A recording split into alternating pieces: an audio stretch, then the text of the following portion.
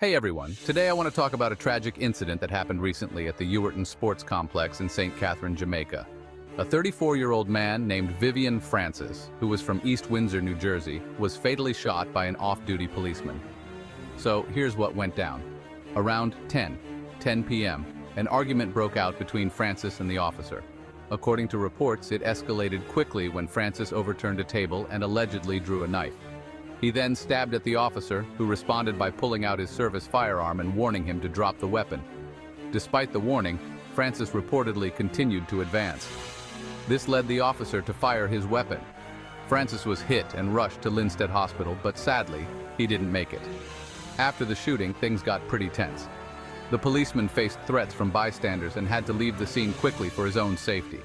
This whole situation has left the community in shock and mourning. Now, the Independent Commission of Investigations, or INDICOM, has launched a formal investigation.